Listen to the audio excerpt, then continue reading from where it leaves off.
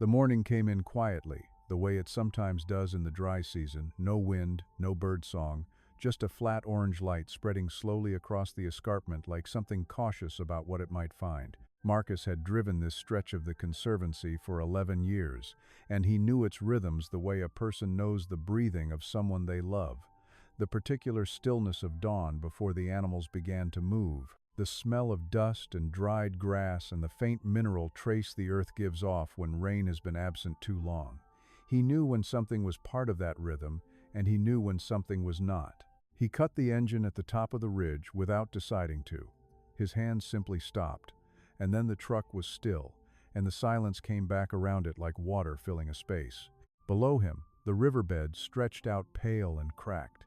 6 weeks without water now, the fever trees along its banks beginning to show the strain and the slight yellowing at the edges of their leaves. It was beautiful in the way that difficult things are sometimes beautiful, honest about what it was, making no attempt to be otherwise.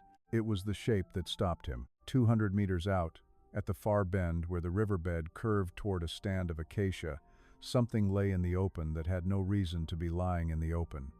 Low to the ground, motionless. The color of old grass and morning shadow together, which was the only reason he had almost missed it. Marcus raised his binoculars before he was fully conscious of reaching for them, and what came into focus settled something cold in his chest. A leopard. Young, perhaps 18 months, maybe slightly less, still carrying the soft, unfinished quality of an animal that had not yet grown entirely into its own body. It lay on its side at an angle that was wrong. Not the loose, sprawled abandonment of a sleeping cat. Not the deliberate, tucked stillness of an animal choosing to rest. This was a different kind of still, the stillness of something that had been unable to move for a long time and had finally stopped trying. He drove down the ridge slowly, letting the vehicle's sound carry ahead of him, watching for any response. There was none. At 40 meters, he stopped and stepped out, leaving the door open so the noise would not be sudden. He stood beside the truck for a long moment and simply observed. The left foreleg was wrong. It was angled too far forward, bent at a place where bone does not naturally accommodate bending, and beneath it, half buried in the pale sand, lay a section of acacia trunk substantial, perhaps 1.5 meters in length, the kind that a strong night wind could bring down from a dead tree without much warning. There had been a storm 3 days ago, brief but violent, the kind that announces itself with a sound like tearing and is gone within an hour. The branch had come down in that storm. The leopard had been caught beneath it since.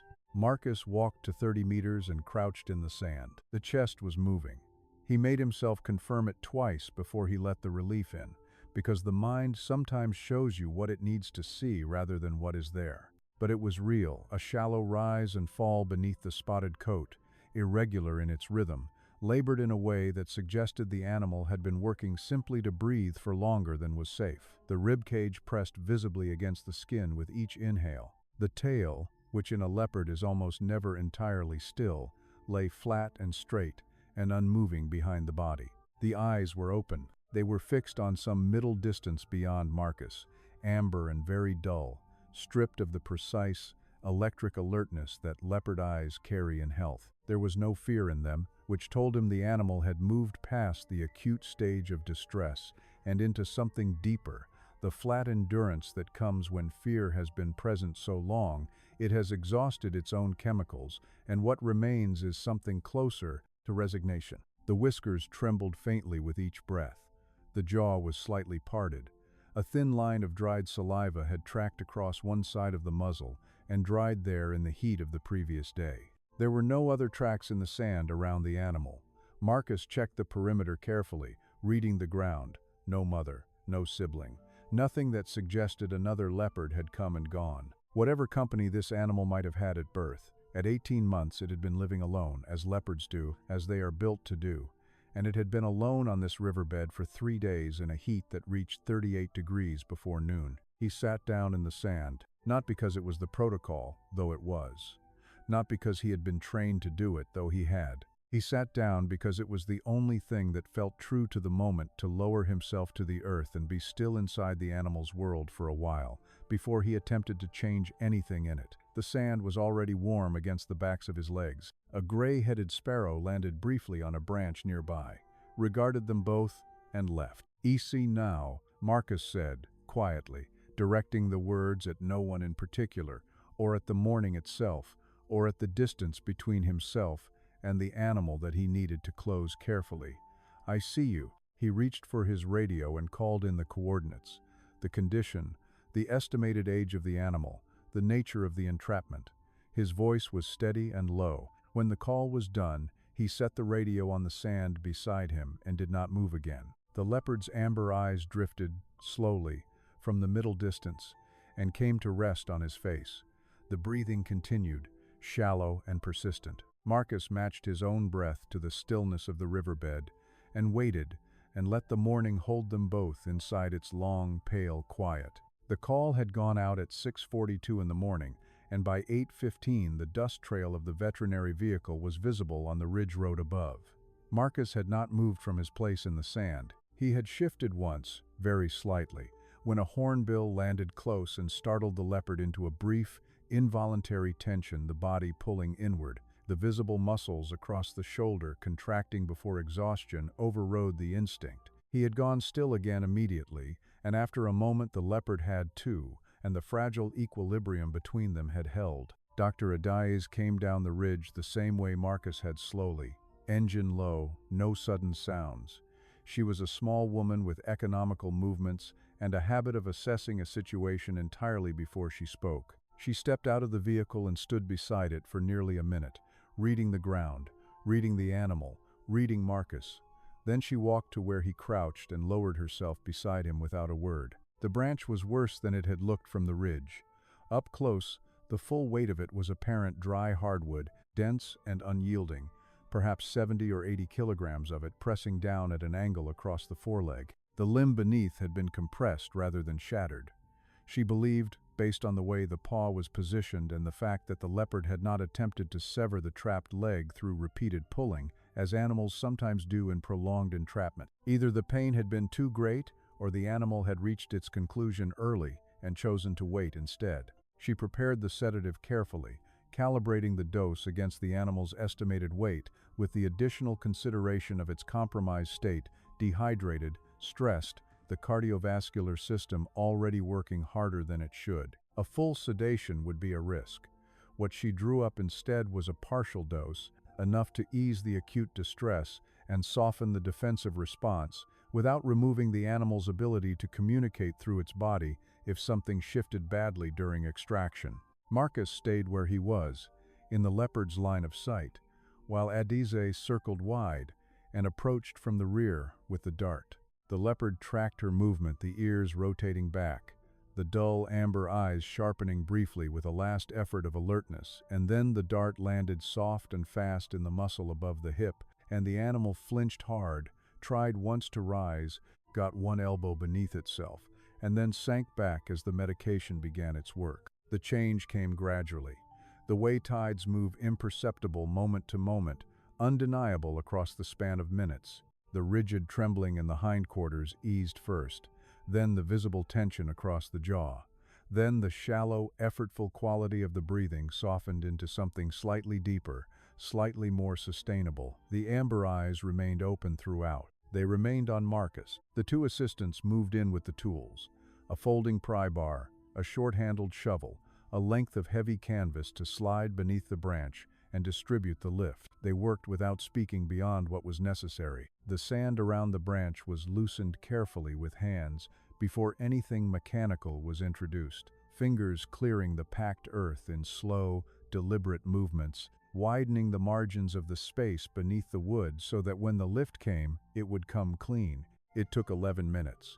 Marcus counted them without meaning to. The pry bar was positioned at a point that would lift the branch rather than roll it. One of the assistants braced the far end against a buried root. The other took the canvas. Adeze knelt at the leg itself, hands ready to guide and support the limb the moment the pressure released. "Gently," she said, once, quietly, more to herself than to anyone else. The branch lifted in increments, each one small, each one checked before the next was attempted. The leopard stirred slightly as the weight shifted, a low sound from somewhere deep in the chest. Not quite a growl, not quite a moan, Something between the two that carried a quality Marcus would not easily forget: the involuntary voice of long pain encountering the first possibility of relief. And then the leg came free, and a Daisy's hands were beneath it before it could fall, cradling the limb against her forearm with a steadiness that looked effortless and was not. She worked quickly from that point. Her examination was thorough, and gentle fingers moving along the bone with practiced attention, testing the integrity of the radius, assessing the degree of soft tissue damage, checking the circulation in the lower leg and paw. The fracture, when she found it, was a hairline along the mid-shaft, serious but contained. The kind of injury that heals with time and stillness, which were two things this animal would now be given. The splinting was done with the leopard's eyes still open and still oriented toward Marcus, who had moved closer by then, not close enough to touch, but close enough that his presence occupied the animal's visual field completely, a constant in the dissolving confusion of sedation and pain and strange hands. It seemed to matter. The leopard did not fight the splinting. It endured it with a stillness that was different from the stillness of the riverbed, less like resignation, more like a decision, though to call it that was to give it more intention than it carried. It was simply the body accepting, on some deep and wordless level, that the thing happening to it was not making anything worse. They lifted the leopard into the carry crate with the blanket beneath, and another settled over the hindquarters for warmth. Marcus walked alongside, one hand resting briefly against the crate's side panel, not guiding it, not steadying it, just present at the edge of the transition. From inside the crate, as the vehicle door closed and the darkness came in, the leopard made a single soft sound, small and high and broken at the edges. Marcus stood beside the closed door for a long moment before he climbed in beside it and did not speak at all for the drive out. The rehabilitation center received him the way it received all its animals, without ceremony, without expectation, with simply the provision of space and quiet and the slow permission of time. Kibo's enclosure was large by any standard, an acre of dry scrub and red soil, a raised wooden platform set between two leadwood posts, a false rock outcrop along the eastern wall where the morning shadow held longest. The staff had laid a scent trail along the perimeter on the second day, a technique used to encourage exploration, to invite the animal's instincts back into operation. Kibo did not follow it. He climbed to the top of the outcrop on the first evening and did not come down for 12 days. He ate. That was noted as significant in the early records, that despite the depth of his distress and the foreign quality of everything around him, the appetite persisted. Food left at the base of the outcrop each evening was gone by morning. But he did not come down while anyone was watching, and he did not make sounds, and he moved through the enclosure only in the hours when the conservancy was darkest and quietest, and most closely resembled the world he had known before the storm.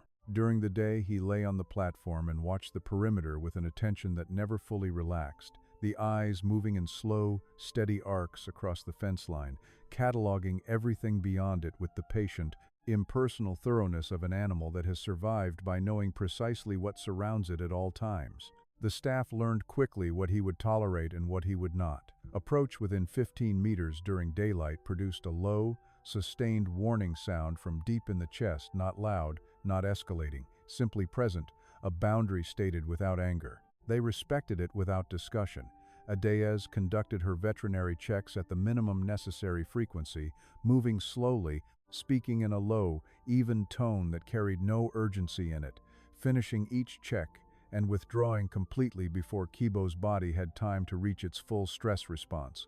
The leg was healing correctly, the fracture consolidating on schedule. By the 6th week, he bore full weight on it, and by the 8th, his gait had recovered the seamless, rolling precision that leopards carry when everything in them is working as it should. Marcus came for the first time on a Wednesday, 3 weeks after the rescue. He arrived before the center opened to its small observation roster, parked outside the main enclosure, and sat down on an upturned supply crate near the fence without announcing himself to anyone on the staff. He brought nothing, no food, no scent lure, no enrichment item. He sat with his field notebook open on one knee and did not approach the fence and did not look directly at the enclosure for the first 20 minutes, simply occupying the space at its edge the way he had occupied the space beside the riverbed, as a presence without demand, without agenda, without the particular human quality of wanting something back. Kibo was on the platform. He had been watching Marcus since the vehicle arrived. Nothing changed in his posture during that first visit, and Marcus did not expect it to. He stayed for 50 minutes, wrote his field notes, and left. The following Wednesday he came again, then the Wednesday after that. The hour was always the same. The crate was always in the same position. He never moved it closer to the fence, never altered the duration of the visit, never introduced anything new into the ritual of it. Routine, in his experience, was the first language that cautious animals learned to trust, not the presence itself, but the predictability of the presence, the way it arrived and departed without variation, asking nothing, taking nothing, simply occurring like weather. By the fourth Wednesday, Kibo had come down from the platform. He was at the base of the outcrop when Marcus arrived, and he remained there for the duration of the visit, 40 meters from the fence, which was still a deliberate distance, but a different kind of deliberate than the platform. The platform had been withdrawal. The base of the outcrop was observation. The distinction was not small. By the 6th week he walked the fence line. Not pacing, there was no agitation in it, no repetitive, compressed energy. He simply moved along the interior perimeter on Marcus's side of the enclosure, at his own pace, pausing to scent mark a post, to investigate a spot in the soil, to stand still for a while with his nose lifted and his eyes half closed, reading the air. The movement had the quality of something being explored rather than something being endured. One of the junior staff mentioned it to Marcus as he arrived one morning, and Marcus nodded and said nothing and sat down on his crate and opened his notebook. "He watches you different than he watches us," she said, standing behind him at a careful distance, as though proximity to Marcus might transfer some quality of the animal's attention. She was not wrong, and she was not looking for a response, and Marcus did not give one. The months accumulated quietly. The leg became invisible as an injury. There was no longer any compensation in the movement, no protective favoring of the right side, no hesitation on uneven ground. Kibo was, by every physical measure, whole. The release date was set at the end of month 5, and when Marcus received it and circled it in the margin of his field notebook, he sat with his pen still touching the paper for longer than was necessary, not writing anything further, not moving to the next entry. Outside, the Mopane woodland held the afternoon heat in its canopy and released it slowly into the cooling air, and somewhere inside the enclosure, in the long amber light of a Wednesday afternoon, a leopard lay down along the fence line on Marcus's side of the wire and slept. The morning of the release arrived with the kind of stillness that precedes something, though no one on the team could have said precisely what. The air was cooler than it had been in weeks, carrying the faint green smell of moisture from somewhere distant, a suggestion of rain that the season had not yet delivered. The fever trees along the riverbed were fully in leaf now, their canopy holding the early light in a fine, diffuse glow that spread across the ground beneath them, like something poured slowly. It was the kind of morning that asked nothing of the people moving through it, and so they moved through it quietly, in the manner of those who understand that some occasions belong more to the landscape than to the humans participating in them. The team had assembled at the center gates before sunrise. Marcus, Adies, and 2 handlers experienced enough to work without instruction. Kibo had been guided into the transport crate the previous evening, a process that had taken patience and the careful use of a scent trail that led from the enclosure into the crate's open door. He had entered on his own terms, which was the only way it could have worked. By morning he was awake and alert inside it, moving his weight with a controlled, coiled quality that was entirely different from the stillness of an animal resigned to confinement. This was readiness, the body already orienting towards something it could not yet reach. They carried the crate on foot from the vehicle, which had been parked at the edge of the Mopane to avoid driving into the territory unnecessarily. The release point was 300 meters through the bush, a wide, open section of the riverbank where the soil was soft and the cover was accessible, and the surrounding territory bore the scent markers of no competing leopard. It had been scouted twice in the preceding week. The route was known. The plan was straightforward. Marcus walked ahead to read the ground, as he always did in unfamiliar movement through dense bush. The Mopane was thick on both sides of the narrow game path, the broad, butterfly-shaped leaves hanging motionless in the still air, the ground beneath them dry and pale. The crate followed 20 meters behind, borne between the two handlers with the practiced evenness of people accustomed to carrying weight across uneven terrain without jarring it. Adize walked beside the crate. No one spoke. The only sounds were footfalls, the faint shifting of Kibo's weight inside the crate, and somewhere above them, the single repeated call of a woodland kingfisher working the canopy. Marcus heard it before he saw it.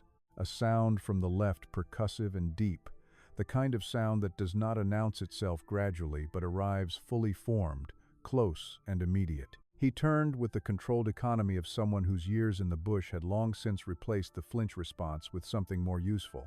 Through the mopane, 40 meters out and closing, a shape moved at speed, enormous, dark, the distinctive dropped head posture of a buffalo in committed charge. Old bull, solitary, the left horn scarred with the evidence of recent conflict, the eyes pale-rimmed and fixed. He had been moving parallel to them through the undergrowth, unseen, and whatever had alerted him a shift in wind, a footfall on dry ground, had converted his wariness into aggression with the instantaneous, total commitment that makes solitary buffalo bulls among the most dangerous animals on the continent. The handlers dropped the crate. It was the correct response, and it was also the only one available to them. They moved laterally into the mopane as the animal bore down on the path. Adize stepped back and to the right, placing a leadwood trunk between herself and the line of the charge. Marcus was on open ground, with no cover within reach that mattered, and the buffalo was 30 meters away, then 20, the hooves loud and definitive against the dry earth. The crate latch released. No one had touched it. The impact of the drop, perhaps, had jarred the mechanism. It was the only explanation that fit, the only one that could be written into a report afterward. But in the moment, cause was irrelevant. What emerged from the open crate door was simply Kibo fully, completely Kibo unfolding from the crate in a single continuous movement that contained within it 5 months of healing, and before that 18 months of a life lived entirely by instinct. And he came out low and fast and placed himself on the path between Marcus and the buffalo, with every hair along his spine erect, and his body filling itself with a sound that the bush absorbed and then returned enlarged. The alarm call of a leopard at close range is not a sound that registers gradually. It does not build. It arrives at full force and occupies the air completely ragged at the edges, enormous at its center, a sound that carries within it something very old and very serious about the nature of boundaries and the cost of crossing them. The buffalo stopped. The physics of it were extraordinary, a 600-kilogram animal at full charge, planting both forefeet and skidding in the dust, the momentum of the enormous body overriding the legs for a long, grinding moment before the stillness took hold. He stood there, chest heaving, head raised now rather than dropped, the pale-rimmed eyes moving between the leopard and the man with something that read in its body language as recalculation. Nothing in his experience had placed these variables together in this configuration. He snorted once, hard and wet, swung his head in a wide arc, and then turned and moved back into the mopane at a walk that carried within it the particular, heavy dignity of an animal that has decided to be elsewhere. "Nobody move," Marcus said, his voice barely above a breath, directed at the air in front of him rather than at any individual. "Nobody move." Kibo stood on the path until the sound of the buffalo's departure had fully dissolved into the bush. Then he turned. His eyes found Marcus across the few meters of empty path between them, and he held that contact for a duration that was not long by any measure of time, but that everyone present would afterward find difficult to describe with precision. Then he turned away from all of them and walked toward the river, and the mopane closed behind him, and the path was still. For a long time after Kibo disappeared into the tree line, no one on the path moved or spoke. It was not a conscious decision. No one chose the silence or signaled for it. It arrived on its own, the way silence does after something that has no adequate response, settling over the four of them like the bush itself had exhaled and was now simply holding what remained. The mopane stood around them unchanged. The game path lay empty and pale in the morning light. The dropped crate sat open in the dust, the blanket inside it still carrying the pressed warmth and shape of the animal that had occupied it, and the latch that had released it precisely the moment it needed to release, hung open at its hinge, asking no questions of anyone. Adize was the first to move. She walked to the crate and crouched beside it without speaking, checking the latch mechanism with her fingers, turning it over once, and then setting it back down. She did not offer an explanation because there was none to offer that would have improved on the fact of what had happened. She stood and looked at the two handlers, who looked back at her, and something passed between the three of them that required no words and received none. Then she turned toward the river, and after a moment the handlers lifted the empty crate between them, and the three of them began the walk back to the vehicle. Marcus did not go with them. He stood at the edge of the tree line where Kibo had entered and disappeared, looking into the space between the fever trees where the leopard had last been visible. The canopy was full and softly luminous in the morning light, the pale yellow-green of new leaves still carrying within them the particular freshness of recent growth, and through the gaps in the foliage the river beyond caught the light in long, slow glints that shifted and dissolved and reformed as the surface moved. There was nothing to see. Kibo was gone, not hiding, not pausing just beyond the visible edge, but genuinely, completely gone into the landscape that had produced him, and that would now receive him back without ceremony or condition. Marcus stood there for a long time. He was not waiting for Kibo to reappear, because that was not how this worked, and he had always known it.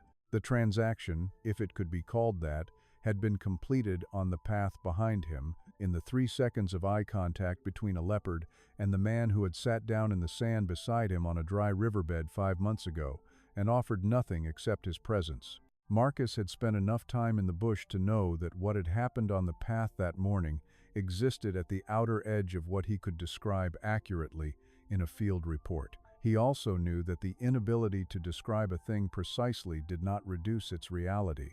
Some things are real in proportion to their resistance to language, and this was one of those things. He thought about the riverbed the way it had looked on that first morning, the pale cracked earth, the collapsed shape in the sand, the amber eyes finding his across the distance with an exhaustion so complete it had passed through fear and arrived somewhere beyond it. He thought about the 40 minutes of sitting still while the sun climbed and the dust settled and something shifted, increment by increment, in the quality of the attention the animal directed at him. He had not known then what he was beginning. He had simply known that it was not yet time to move, and so he had not moved, and the rest had followed from that single, unremarkable act of patience in the way that large things sometimes follow from very small ones, invisibly, over time. He thought about the Wednesdays, the upturned crate, the field notebook open on his knee, not because he was writing anything important, but because having something in his hands made his stillness look intentional rather than passive, and intention, he had found, was a quality that animals read in people more accurately than people generally supposed. He thought about the afternoon Kibo had pressed his forehead to the fence wire and held it there, and the way Marcus had received that gesture, staying still, staying quiet, not reaching through the wire, not adding anything to the moment that the moment had not asked for. That restraint had cost him something. It had been the right thing, and it had still cost him something, and he had paid it without reservation, because that was what the animal had needed, and the animal's need was the only arithmetic that mattered. "Thank you," Marcus said quietly, into the space between the fever trees where Kibo had been. The words were not for anyone present. They were not, precisely, for Kibo either, not in the sense of a message directed at a recipient. They were simply the most accurate thing he could say about how he felt at that moment, offered to the morning the way you offer something to a river, without expectation of return, without requiring it to be received. He turned and walked back along the game path toward the vehicle. His boots were quiet in the dust. The mopane closed around him as he moved, the leaves hanging still in the windless air, the light coming through them in long, angled columns that caught the dust of his passing and held it, briefly, glittering and slow, before letting it settle again. He did not look back. There was nothing behind him now except the bush, which was the same as it had always been and always would be, indifferent, enormous, proceeding entirely without reference to the small human dramas conducted within it. Behind him, somewhere beyond the fever trees and the river and the pale cracked earth of the territory he had come home to, a leopard moved through the late morning light. He moved the way leopards move when nothing pursues them, unhurried, absorbed, his nose reading the ground and the air and the spaces between things with the total, unself-conscious attention of an animal that belongs entirely to the place it is moving through. The grass bent and straightened behind him. The river caught the light. The bush held its long, ordinary silence, and inside that silence, something continued that had no name in any language Marcus knew, only a quality, quiet, and alive and whole.